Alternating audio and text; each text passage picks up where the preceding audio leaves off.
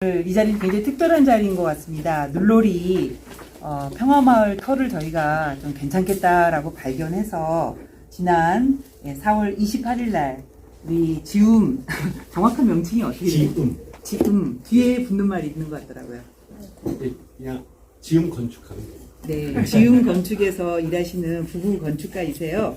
생태적인 그런 건축을 해오신 오우근님과 황은주님이 이제 그 마을을 터를 보시고 그것을 어떤 식으로 조성하면 좋겠다라고 1차 몇 분하고 토론을 했어요. 그래서 오늘 그거에 대해서 좀 준비해 오신 내용을 들려드리고 관심 있으신 회원님들한테 뭐 질문이라던가 뭐 제안이라던가 뭐 이런 이야기들을 좀 나누는 자리가 될 것 같습니다. 그래서 먼저 두 분을 소개하고 이야기를 듣는 시간을 갖겠습니다. 네, 박수로 맞아주시면 감사합니다.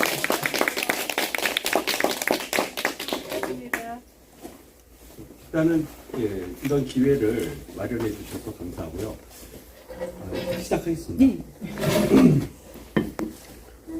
여기가 그 현장이고요. 그래서 이거를 천호균 선생님한테 얘기를 들었을 때 사실 저는 오래전부터 이거에 이제 관심이 많고 하고 있었는데 계속 설계하고 감리만 하고 있다가 뭔가 일을 시작을 못 하고 있었는데 그래서 제가 하는 일 자체는 계속 설계하고 감리만 했지만은 정말 하고 싶은 거는 내가 직접 담근 된장으로 된장찌개를 끓여 먹고, 내가 직접 담근 김치로 내가 김치찌개를 끓여 먹고, 그런 환경에서 나의 이제 제2의 인생을 다시 시작을 하자. 거기 안에서 하는 건축이 정말로 진정한 건축이 아닐까라는 생각을 해서 많이 천호균 선생님의 그 모토죠. 막 하다 보면 언제가. 그런데 천호균 선생님은 잘하기 위해서 막 하는 게 아니라 그냥 막 하는 거죠. 근데 저는 그게 더 가치 있다고 생각합니다. 지금 잘하는 목표를 가지고서 막 시작하는 게 아니라 정말로 내가 뭔가를 하려고 했을 때 내가 시작만 했더라도 근데 어찌됐든 간에 이번 기회에 막 할 수 있는 계기가 돼서 너무 기쁩니다. 제가 생각하는 주택은 쉘터나 이제 홈 스위트 홈 그 이상이어야 한다라는 게 이제 제 생각이고요. 이걸로 이제 출발을 했습니다. 그래서 최소 공간을 최대로 공유할 수 있는 방법은 무엇일까라는 걸 생각을 했고, 일단은 저는 제 발표의 순서를 이렇게 말씀드립니다. 일단 제가 생각하는 갖고 있었던 생각을 그냥 브레인스토밍 하듯이 하고 쏟아내고, 그 쏟아낸 생각들이 어떤 식으로 정리가 됐다 하는 것까지가 아마 제가 오늘 발표가 될 것 같습니다. 제일 재밌는 건 우리나라의 그 신발 벗고 생활하는 게 독특한 문화인데요. 그러니까 이런 것들을 잘 섞어야 된다라는 게 제 생각이에요. 이 농촌 생활에서는 계속 흙이 묻어 있고 그런데 집에 들어오는 거는 또 신발을 벗어야 되고, 이런 것들을 어떻게 하면은 잘 섞을 수 있을까? 그 다음에 또 하나 생각되는 거는 에너지라는 것은 일단 자체에서 생산되는 것도 있지만은 에너지도 아나바다를 할 수 있지 않을까. 그러니까 서로 나눠 쓰고 바꿔 쓰고, 일단 나눠 쓰는 방법은 어느 한 곳의 에너지를 그 에너지 한 곳에만 쓰는 것이 아니라 그걸 다양하게 쓰는 겁니다. 그 다음에 거기에 에너지 패턴에 맞춰서 그것을 돌려가면서 쓰고, 그러면은 크게 자체 생산을 잘 하고 그 다음에 아나바다를 잘 하면 가장 효율적인 에너지 생태 마을이 되지 않을까. 그리고 또 하나는 이제 대형 반려동물들을 공동육아라는 표현이 어쨌든 같이 길러서 할 수 있는 건데, 제가 이것을 제안드리는 거는 소나 말이나 노새나 당나귀는 올라탈 수가 있거든요. 사람이 타서 올라타서 걷어 다닐 수 있고, 웬만한 저희는 이거 소와 말이 갖고 있는 엄청난 저걸 모르고 있는 것 같아요. 도시에서도. 근데 뉴욕도 얼마 전까지만 해도 말로 결국은 하고, 그런데 거기에 좀 스케일이 작아지면 노새나 당나귀도 굉장히 우리가 유용하게 같이 놀고 같이 일할 수 있는 동물이기 때문에 이런 것을 이번에 여기서는 충분히 실현이 가능하고, 코끼리는 알아봤는데 코끼리는 사실 왜냐하면 타일랜드 같은 경우에서는 코끼리가 정말로 저거 엄청나게 일하는데 어마어마하게 먹어 산답니다. 그래서 여기서는 조금 어려울 것 같아요. 성수는 가능하지만은 그러나 이거는 여기 제가 적은 동물들은 충분히 가능하다고 생각합니다. 저는 이런 것들이 이제는 실내에서만 가능한 것이 아니라 제가 생각하는 것은 이것이 실외에서 그러니까 언제든지 바로 천막을 촥 펴서 비만 막으면 되거든요. 비만 막으면 되니까 월드컵이나 이런 것들은 다들 같이 한 군데 이런 광장에 앉아서 할 수 있는 그런 것을 만들고 싶고요. 그다음에 이제 공사비를 어떻게 하면 줄일 수 있을까 제가 생각을 해봤는데 결국 공사비라는 건 크게 인건비, 경비, 재료비인데요. 일단은 인건비와 경비를 줄이는 방법은 딱 하나, 공기를 무조건 단축하는 겁니다. 공기를 단축하는 거. 재료비를 최소화하려면 싼 재료를 쓰는 것이 아니라 로스를 최소화하는 겁니다. 예. 우리의 부재들은 정해져 있거든요. 900, 1800, 2400, 예, 그거 2400, 3600. 딱딱 그 모듈화된 부재들을 로스 없이 사용할 수 있으면은 아마 공사비를 줄. 그래서 요거보다 이제 가장 중요한 건 바로 이제 공정의 단순한 거죠. 여러 개의 공정을 마구 세우는 게 아니라 빨리빨리 후다다닥다다닥 해서 할 수 있는. 그래서 이런 것들을 할 때 이게 이제 제가 이제 막 해보려고 하는 게 바로 이건데요. 이런 것들은 제가 안 해봤지만 이번 기회를 통해서 하다 보면은 이거 사실 썩는 게 결국 부패 하나 발효 하나 둘 다 썩는 건데 저는 잘 섞으면 발효가 되는 거고 잘못 섞으면 부패가 되기 때문에 주택의 구조 자체가 이런 것들을 잘 섞어서 이것이 발효하는 뭐 이런 대소변이나 음식물 쓰레기뿐만이 아니라 모든 것들을 주택은 결국은 잘 섞어야 되는구나. 싹 다 뭐든지 동선 머무르는 공간과 움직이는 공간도 잘 섞고 어두운 공간과 저것도 잘 섞고 뭐 모든 공간이 그렇지만 특히 이쪽 자연과 이 집이 다이렉트로 이렇게 만나는 도시와 달리 여기는 바로 만나거든요. 어떤 이런 쉘터 안으로 들어간 게 아니라 바로 1대1로 만나기 때문에 어떻게 이것을 잘 섞느냐가 최대의 관건이 아닐까. 그리고 제가 해야 될 건축적인 숙제 같습니다. 그래서 저는 많은 분들이 담에 대해서 담을 설치하는 거에 대해서 이것은 서로가 이웃 간에 저거를 경계를 하고 하는 거라고 생각하지만은 저는 그렇게 생각 안 하거든요. 담이 우리나라 한옥 거기가 아름다운 것들은 이 눈높이 한 1800에서 펼쳐지는 담, 그 담을 넘어서 보이는 어떤 또 풍경들. 그렇기 때문에 이것들을 잘 섞으려면 저는 제 생각은 본체가 있고 창고와 담을 같이 합쳐가지고선 바깥쪽으로 빼는 겁니다. 그러니까 사실 그 집안에서 우리가 벌어지는 행위라든가 물건들을 이렇게 다 이렇게 생각을 해보면은 의외로 딱 집 안에서 남아야 될 것들은 그리 많지 않아요. 농가도 마찬가지고. 근데 이것들을 죄다 어떤 이런 저런 거 없이 체계라든가 이런 동선에 대한 고려 없이 마구 해놓으니까 이거 온통 지적되어 있는데 이것들에 대한 조율만 잘해도 우리는 훨씬 더 좋은 환경 속에서 좋은 공간 안에서 생활할 수 있지 않나 싶어서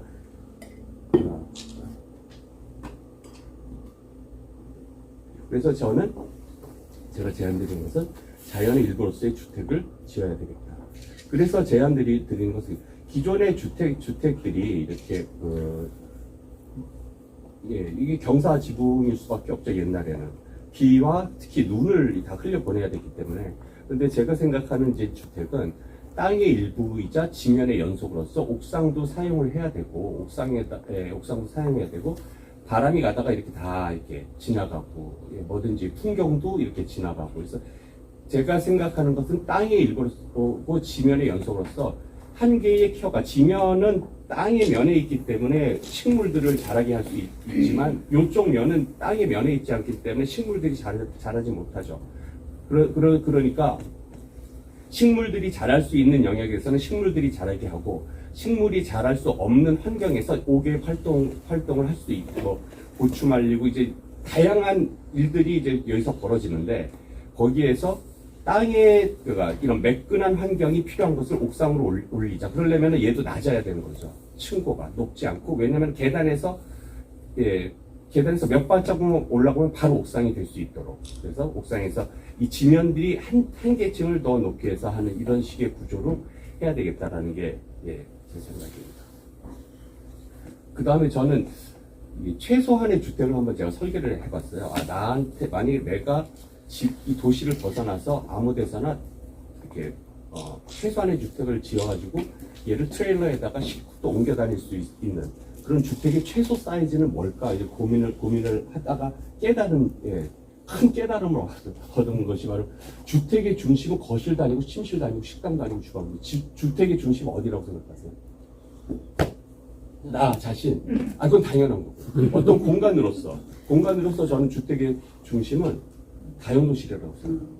우리는 다용도실을 아주 저는 요번에 그것을 스터디를 하면서 사실 이 최소한의 공간을 한 두세 달 전에 이제 스터디를 하기 시작했는데 그러면서 깨달은 게 나 혼자서 내가 싹 다 하려고 하는 공간을 하다 보니까 주택이라는 것 자체가 애시당초 발전을 이 하인이 여기를 도와주는 구조로 주택은 계속 발전해 온 거예요. 왜냐하면 주택을 지을 수 있을 정도면 돈이 꽤 있는 사람들이거든요. 그러다 보니까 얘가 프로토타입은 하인을 부려서 할 수 있는 것이 그것이고 더욱 놀라운 거는 이것이 아파트까지 계속 연장이 됐다는 겁니다. 그러니까 내가 집에서 마음껏 즐거운 일을 하게끔 되어 있는 구조가 아닌 거예요. 주택이라는 것 자체가 아파트건 뭐건. 그런데 주택의 중심 다용도실을 저는 그러니까 다용도실에 있는 물건들을 이렇게 쭉 보면은 내가 저 다용도실에 있는 물건들이 좀 더 정말로 내가 알뜰살뜰하게 아주 버리기에는 아깝고 이런 게 아니라 정말로 필요하고 나의 손때가 묻은 것들을 예쁘게 전시를 해놓고 했다라면은 다용도실이 가장 빛나는 공간일 텐데 우리 쟤를 너무 천박하게 이렇게 뒤로 밀어놨구나. 제가 이제 왜 수많은 일들이 다용도실에서 벌어지는지 제가 보여드릴게요. 인간의 우리가 집에서 하는 행동은 이 네 가지밖에 없다고 해도 과언이 아니죠. 먹는 거, 그리고 자는 거. 저는 이제 쌓는다고 하는데 이것을 이제 그 쌓다가 씻다와 싸다를 합쳐놓은 겁니다. 욕실 공간에서 이루어지는 일이죠. 그다음에 쉬고 여기에 이제 노는 것이 이제 같이 섞여 있는데 이 모든 것을 아우르는 것이 바로 가사 활동입니다. 살림이고. 우리는 이런 일들 먹으려면은 식당이 필요하고 잠을 자려면은 침대를 거기는 침대 이불보를 끄집어내서 말려야 되고 이런 다양한 활동들이 있거든요. 이런 다양한 활동들이 가사 활동하고 어울려가지고 그 가사 활동이 가장 신나고 즐거워야 되는데 얘들은 뚝 뛰어서 다용도실이라는 걸 만들어 놓고서는 거기서 이거 일처리를 하는 이런 식의 문화이기 때문에 주택이 이렇고 가사를 노동이라고 하는 거죠. 가사는 농사해야 된다고 생각합니다. 그래서 제가 최소의 주택을 한번 설계를 해봤습니다. 이것이 제가 만든 최소의 주택인데 9.46평인가 그래요. 3.9m, 그 다음에 9.9m로 제가 이거를 잡아봤는데 외경이 이제 이런데 제가 여기서 하고 싶은 것은 일단 적었습니다. 저는 제가 가장 하고 싶은 거는 소파에 앉아가지고 불을 보면서 음악을 듣는 게 저의 로망이었어요. 그런데 저희 집의 구조는 그렇게 안 돼서 그렇다면은 그것이 이제 첫 번째 로망이었고 두 번째 로망은 내가 할 수 있는 모든 것들 이제 새로 재봉틀도 조그마한 거 하나 되게 예쁜 걸 샀는데요. 요만해도 정말 예뻐요. 사진 못 찍어놨는데 그런 것들을 선반에다 놓고 그러니까 의식주를 다 내가 해결할 수 있는 웬만한 옷 정도는 내가 만들어 입고 작업복 정도는 그렇게 할 수 있는 공간을 만들려면 어떻게 해야 될까 생각을 해서 만든 공간이 이제 이 공간인데요. 일단은 제가 가장 하고 싶은 건 두 가지. 그러니까 소파에 앉아서 불을 보면서 음악을 들어야 되는 것과 그 다음에 이런 나의 어떤 가사 활동이나 이런 것들을 마음껏 즐겁게 이런 것들이 구분이 안 되게 하기 위한 공간의 구조가 이렇기 때문에 저는 이게 가운데가 다용도실입니다. 이 전체가 다. 다용도실이라고 볼 수 있죠. 이걸 죄다 섞어놓고. 일단 제가 하고 싶은 것은 소파에 앉아서 음악을 듣는 거기 때문에 여기 앉아서 이쪽이 요거 지금 아직 계획을 안 해놓은 건데 이렇게 커다랗게 잡혀 있는 게 이게 벽난로거든요. 여기서도 불을 지필 수 있고 밖에서도 불을 지필 수 있죠. 그래서 크게 불을 뗄 때는 밖에서 불을 지피고 간단하게 안에서 불이나 볶음 뭐 이렇게 오징어나 거먹고 하는 건 이제 여기서 하면 되는 거고요. 그래서 여기 소파에 그래서 문을 열자마자 들어오면 제일 먼저 내가 제일 사랑하는 오디오가 이렇게 보이고 여기 앉아서 오디오가 나를 반겨주면 여기 앉아서 양쪽 옆에 있는 스피커에서 불을 이렇게 슉 하고 불을 보고 그다음에 이렇게 깊숙하게 저걸 주면은 또 제가 제일 좋아하는 공간이 목욕하는 거거든요. 목욕하는 공간. 그래서 전체적인 포션을 봤을 때 이 쌓는 공간에 대한 포지션 비중이 굉장히 많은데 그 이유 중에 하나는 저는 제가 앞으로 이사 가서 할 이렇게 화장실, 물론 저도 화장실을 좀 두 개 둘까 생각하고 있는데요. 하나는 외부에 있는 화장실, 그 다음에 내부에 있는 화장실. 그러니까 외부는 좀 더 거칠게 해도 되고 내부는 이 친환경으로 만들기 위한 것을 계속 이제 실험을 해야 되니까 그러려면 얘는 완벽하게 독립이 되어 있어야 되고 샤워하면서 제 화장실에 이 변기가 보는 걸 싫거든요. 내가 샤워하면서 내 세면대 보는 게 싫고 그래서 건식 공간이 파우더룸을 따로 만들어주고 그 다음에 화장실 그리고 화장실에 제가 가장 하고 싶은 거는 전창을 줘서 나무를 바라보면서 이런 별을 보고 또 하나의 저의 로망은 욕조에 누워서 이렇게 옆에서 이렇게 문을 열면 여기서 찬바람이 슉슉 들어오고 여기서 누워서 또 바깥을 바라보고 그 다음에 요즘에는 이제 코로나 때문에 이걸 못하게 해요. 공동 탕에서 물을 이렇게 뿌리는 걸 못하게 하거든요. 떨어져 그걸 못해요 이제는. 그것 때문에 이렇게 좌식 그 욕조를 해서 여기서 물을 받아놓은 거는 물을 떠서 이거 하고 이쪽에서 이제 그 뜨거운 장작불을 떼면은 여기서는 이렇게 홈을 타서 이쪽에 사우나를 하고 있어요. 가장 좋은 공간을 이제 이쪽에다 만들고 이쪽이 바로 여기에서 모든 것들이 다 이루어지는 거예요. 요 작업대와 선반 밑에는 그 싱크대뿐만이 아니라 싱크대 그다음에 세탁기 뭐 이런 것들이 다 요 안에 다 이제 들어가서 얘는 픽스가 되는 거고 얘 책상과 식탁은 얘가 폴딩이 되면은 얘는 바깥으로도 나갈 수 있는 거죠. 그래서 이 식탁은 최대 10명까지 손님이 왔으면 얘를 바깥으로 내보내서 바깥에서 10명이 같이 식사를 할 수 있는 거죠. 요게 뭘 것 같아요? 작업대 앞에 있는 요. 황 선생님이 요거 뭘 것 같아요? 알아보죠. 이거 알아봤어. 아마 요게 뭐냐면요. 요쪽은 여기보다 단이 150 떨어집니다. 한 단을 내려와야 돼요. 그 이유는 책상하고 식탁의 높이는 720이에요. 720에서 기껏해 1cm. 그런데 이 작업대, 이 싱크대와 그 다음에 다림질하고 하는 작업대는 870이어야 됩니다. 한 단이 높아야 돼요.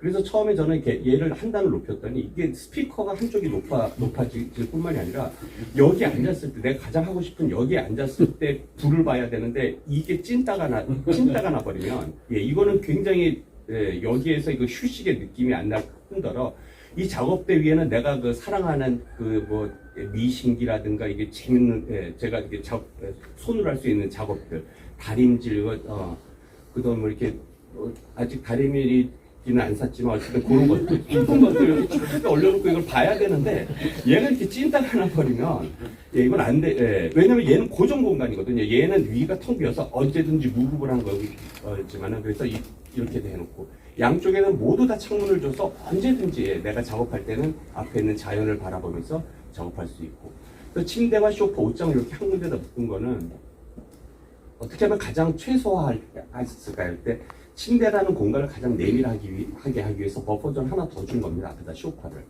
요 소파의 등받이와 침대는 일차적 높이가 얘는 좀 떨어지고 이렇게 돼서 어떤 일들을 제가 할 거냐면 보통 자다가 아침에 일어나면 일어나기가 싫죠. 눈 뜨고 나서 바로 일어나서 생활을. 그럼 이렇게 굴르면 바로 소파를 이렇게 바로 넘어가면은 그리고 이제 좀 정신을 차리고 그러고서 이제 리모컨 여기 오디오 옆에 있는 리모컨을 딱 누르면은 음악이 나오면 이제 서서히 하루를 시작할까 하고서는 슬금슬금 엉금엉금 가서 요리제 들어가서 이제 샤워를 하면 이제 정신이 나서 이제 하루를 시작하는 거죠. 요렇게 된 것을 최소의 공간으로 했을 때 결국은 이것 나의 작업하는 공간이 가장 아름답게 나가 볼 수 있는 것이 가장 최소의 공간을 하는 것이다라는 것이고 요렇게 됐을 때는 이것이 10평 미만에서도 가능하구나. 그렇다면 한 사람이 와서 젊은 사람이 와서 자기가 마음껏 작업도 하고 할 수 있는 최소의 공간은 10평이면은 가능하겠다라는 게 이제 제 생각입니다. 그다음에 요번에 이제 제가 제안드리고 싶은 것은 농공단 주택이라는 농가형 공동 단독주택. 좀 이름이 긴데요. 왜냐면은 공동주택이지만 이건 철저하게 단독주택으로 제가 계획을 한 거거든요. 뭐냐면 이런 겁니다. 100평짜리 땅을 100평으로 만드는데 그 땅을 어떻게 100평으로 만드냐면은 9m 곱하기 9m 정사각형이 4개가 달라붙어 있는 4고 36m. 그러니까 9m에 36m가 하면은 거의 100평이 나와요. 그 중에서 앞에 12m를 앞마당으로 쓰고 가운데 12m를 이제 그 공간으로 쓰고 그 다음에 거의 한 30평 되는데 그렇게 쓰고 나머지 12평을 뒷마당으로 쓰면은 제가 아까 얘기했던 것보다 이제 한 3배가 되는 거죠. 이쪽 읍에서 3배로 이제 확 커지게 되는데 그렇게 되면은 비단 저것뿐만이 아니라 한 가족이 와서 그리고 더 풍요롭고 다채롭게 이런 생활을 할 수 있겠구나 해서 이렇게 제안한 건데 요것이 이렇습니다. 지금 이 화면을 이렇게 찍어놨는지 모르겠는데 이게 정사각형이거든요. 정사각형 4개를 요 앞에 12m, 그 다음에 가운데다가 커다랗게 중정을 주면 이렇게 쉬고 먹고 하는 공간을 채광 조건이 가장 좋은 바깥쪽에 놓고 자는 공간들을 이쪽으로 싹 다 몰아놨습니다. 그 다음에 모든 가사 활동에 관련된 일을 이쪽에 쫙 배치를 해요. 그리고 나서는 가운데다 거대한 중정을 둬서 만약 이것이 컨디션이 좀 더 좁아야 된다면 천장을 비를 막게 하는 구조를 하고 그렇지 않으면 그냥 비가 다 쏟아지게 하는 구조를 해서 이쪽 가운데를 놓으면은 우리는 이 신발을 벗고 또 생활을 하는데 농촌 생활에서는 계속 들락날락거려야 되는 환경에 한다라면은 물론 지금은 여기서 일을 하고 그다음에 집에 가서 쉬는 거지만은 만약에 내가 정말로 가장 행복한 조건은 언제든지 집에서 들락날락거리면서 일을 하는 거거든요. 그러려면 거기에 합당한 구조를 하기 위해서는 저는 얘와 이 가장 내밀한 공간과 가장 겉이 외부 환경이 어떤 스크리닝이 되고 스펙트럼을 가지고서 공간이 펼쳐져야 그것이 가능할 것이다라는 생각을 했습니다. 그래서 요건 이제 제가 뒤에서 이것이 이 현재의 그 땅인데요. 총 22개로 제가 요거 22개 필지로 나눠놨어요. 이렇게 22개를, 이거 제 임의대로 나눈 겁니다. 임의대로 나눈 건데, 여기서 가장 큰 그 개념은 가운데다 평화의 숲을 두고, 이 평화의 숲을 둘러싸서 길을 내줍니다. 그 다음에 이 길의 면에서 필지를 분할을 합니다. 모든, 요쪽은 그렇게 못하죠. 여기하고 여기. 요 구석땡이만 빼놓고 나머지 땅들이 이 평화의 숲을 향해서 열려있게 되고, 이 평화의 숲에서 평화의 숲이 거대한 앞마당이 되는 거고 거기서 도로를 살짝 이 도로는 사람이 그냥 아주 풀밭 도로인 거죠. 말하고 소 당나귀가 다니는 길이기 때문에 이거는 우리가 생각하는 그런 도로하고는 전혀 다른 도로입니다. 그래서 이 도로를 향해 이 도로와 이걸 향해서 앞마당이 있고 그래서 앞마당은 좀 더 그래서 제가 이쪽에다가 점선을 그은 것이 우리 앞마당에는 이쪽을 기점으로 해서 이쪽은 지금 3개 섹터, 얘는 좀 더 유리한 곳은 4개, 가장 불리한 곳은 뭐 2점, 뭐 이런 식으로. 좀 가장 유리한 조건을 갖고 있는 지구는 좀 더 뒤로 가고, 그 다음에 가장 안 좋은 환경을 갖고 있는 사람은 조금 앞으로 주고 해서 여기에다가는 우리 건축물을 짓지 말고, 어차피 40%밖에 안 되거든요. 그래서 이렇게 냈을 경우에, 일단 요거 도로와 공공의 숲만 했을 경우에 공용 퍼센테이지가 24%고 전용이 76%인데, 만약에 우리가 이쪽에다가 건물들을 짓지 말자, 우리 이쪽에다가는 웬만하면 이 뒤로 밀자 했을 경우에는 거의 공용대 정용의 비가 반 정도가 되기 때문에 여기에서 이 생명의 숲에서 어떤 그런 여기서 느껴지는 어떤 공동체라든가 모든 것들이 것들이 이 안쪽으로 서서히 깊이 그 스펙트럼을 가지고서는 이제 펼쳐지는 거죠. 그다음에 맨 뒤쪽으로는 이제 그런 만만한 좀 옆집에게는 보여주고 싶지 않은 것들을 이 창고담을 통해서 를 만드는 이렇게 해서 전체적인 그걸 잡아봤고요. 그렇게 됐을 때 이쪽 부분이 지금 현재 여기 튀어나온 부분이 도로로 잡혀 있기 때문에 얘를 잘라내면 466평 정도가 됩니다. 아이고. 죄송합니다. 4,660 지금 공 하나 빠졌네요. 4,660평이 여기는 지금 4,800평이거든요. 얘를 집어넣었을 때.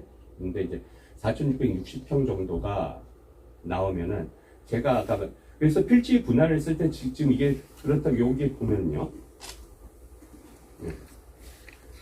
제가 여기에서는 가장 큰 필지가 요겁니다. 262평짜리, 그 다음에 235평짜리, 190. 그래서 이런 것들이 좀 다양하게 넣어놨는데, 제가 이거 농공당 주택을 하는 것을 이쪽에다 이렇게 몰아놨는데, 처음에 이 생각됐어요. 얘들 중간중간에 다 끼워놔가지고, 좁은 곳에서 사는 사람들은 넓은 곳에서 사는 사람들이 넓은 땅이 있기 때문에 얘들은 반사 이익을 보게 되는 거죠. 예, 옆에 넓은 그 마당에 해서 뭐 이런 것도 생각해보고 어찌됐든 간에 이거는 뭐 더 스터디를 하면서 가장 뭐 다양한 얘기들이 나올 것 같아요. 그런데 저는 제안드리고 싶은 것은 우리는 가운데다가 이 평화의 숲을 놓고 그래서 이 숲을 조성한 다음에 이 숲 속에다가 다시 이런 그 우리의 공동체의 건물들을 집어넣자. 그래서 이 모든 사람들은 이 숲을 향해서 이 안에 들어올 수 있게끔. 그래서 이 생각은 그래서 이제 변함이 없습니다. 이렇게 하는 것을 제안드리고 싶고. 예, 그래서 이제 마지막으로 최종적으로 이제 이 집을 어떤 식으로 제 생각은 어떻게 하면 좋을까를 고민을 하다가, 이렇게 아주 간단합니다. 기둥을 세워요. 그 다음에 왕뚜껑을 올리고 그 밑에다가 집을 짓는 겁니다. 이 왕뚜껑이 뭐냐면 투명 FRP로 만들어가지고 투명 FRP로 해서 여기다 물을 가득 담을 수 있는 거죠. 위에 오면 물을 잔뜩 담아놓고 그 밑에다 이제 집을 짓는 거죠. 근데 이런 것들이 제가 아까 말씀드렸던 모듈화된 부재를 가지고서는 그대로 다다다다다 와서 공장 조립식 주택 짓듯이 만든 다음에 그 다음에 안에를 마음껏 하는데 제가 이 투명 FRP를 제가 제안드리는 것은 이 투명 FRP의 가장 큰 또 탁월한 장점은 이 위를 제가 천창으로 쓸 수 있다는 거거든요. 그러니까 예를 들면은 집이 가운데가 이게 넓이가 넓어지면은 가운데를 천창으로 투명 곳에다가는 마감을 하지 않는 거죠. 그래서 빛이 들어오게끔 하고 그 다음에 물을 담을 수 있다라는 거. 그래서 이것이고 아까도 앞마당과 뒷마당 사이에는 어떤 식으로든 좀 작은 중정을 줘서 그 중정이 좀 더 밀도 있게 쓰려면은 지붕 투명하게 멀리가를 덮고 해서 숨 쉴 수 있는 거. 저는 전원주택에 지나가면서 전원주택을 보면서 참 안타까운 거는 그다음 봄에서 여름으로 넘어가기 전에 간절기가 있거든요. 예, 그런 게 있고 그 다음에 여름으로 넘어간다. 그 다음에 어떤 여름이 있냐면 한여름이 있습니다. 요게 느낌이 다 다르기 때문에 어떻게 보면 그 12개의 계절을 갖고 있는데 이 12개의 계절을 그때그때의 상황에 따라서 느낄 수 있는 구조가 아니라는 거죠. 그런데 우리 여기서는 그래서 그거를 고민해 봤는데 왜 이런 일이 벌어졌을까 했더니 아파트가 대한민국의 어떤 프로토타입을 제안을 해버렸어요. 그러니까 모든 걸 아파트 짓듯이 해요. 구태여 이렇게 비싼 돈을 들여서 안 해도 될 공간에다가 그런 걸 하는 거죠. 아니, 창호를 여기는 이렇게 안 해도 되는데 그런 걸 하고 그렇기 때문에 쓸데없는 것들을 다 건물 바깥으로 빼고 정말 필요한 것들만 남겨놓고 이렇게 한 다음에 어떤 거냐면 여기에 대한 개념을 좀 확장한 것이 이것은 제가 예전에 단독주택을 제안을 드렸던 건데요. 이거는 도시는 아니고 그렇다고 농촌도 아닌 곳에 제가 제안드렸던 것은 바로 이게 아까 그 담이자 창고와 이런 수납 공간을 바깥쪽으로 빼서 또 하나의 공간을 만들어서 앞마당을 쓰고 여기는 이제 이런 주차를 세대를 해야 되는 또 이런 게 있었기 때문에 주차를 하는데 중요한 거는 가운데 커다란 이런 중정을 넣어가지고서는 모든 것들이 이 중정을 폴딩도어로 열었을 때는 공간 전체가 하나가 돼버리게 하는 뭐 이런 개념인데요. 그래서 요것이 제가 아까 했던 개념을 좀 더 다용도실의 기능을 살짝 바깥으로 두 개로 나눈 겁니다. 이렇게 두 개로 나누게 된 거는 좀 다른 손님들이 왔을 때 식탁에서 마음껏 밥을 먹고 뭔가 이렇게 하려면은 요 공간도 이거와 비슷한 그 어떤 그 위상에 대우를 해주는 또 하나의 공간으로 완전히 하나를 더 뺀 거죠.